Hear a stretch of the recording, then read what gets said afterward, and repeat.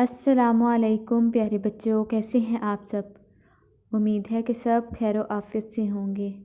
پیارے بچوں، آج ہم چہارم کلمہ دہرائیں گے۔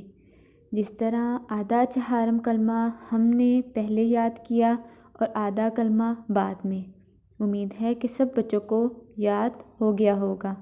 آج ہم پھر سے چہارم کلمہ دہرائیں گے تاکہ آپ سب اچھے طریقے سے ذہن نشین کر سکیں۔ آئیے سب بچے پڑھیے۔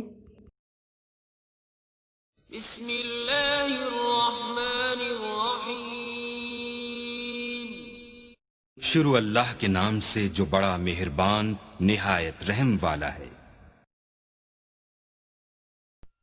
چہارم کلمہ توحید، لا الہ الا اللہ وحدہ لا شریک لہ لہ الملک وَلَهُ الْحَمْدُ يُحْيِي وَيُمِيتُ وَهُوَ حَيٌّ لَا يَمُوتُ أَبَدًا أَبَدًا ذُو الْجَلَالِ وَالْإِكْرَامِ بِيَدِهِ الْخَيْرُ وَهُوَ عَلَى كُلِّ شَيْءٍ قَدِيرٌ۔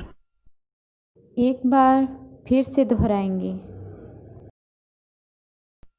چہارم کلمہ توحید، لا الہ الا اللہ وحدہ لا شریک لہ لہ الملک وَلَهُ الْحَمْدُ يُحْيِي وَيُمِيتُ وَهُوَ حَيٌّ لَا يَمُوتُ أَبَدًا أَبَدًا ذُو الْجَلَالِ وَالْإِكْرَامِ بِيَدِهِ الْخَيْرُ وَهُوَ عَلَى كُلِّ شَيْءٍ قَدِيرٌ۔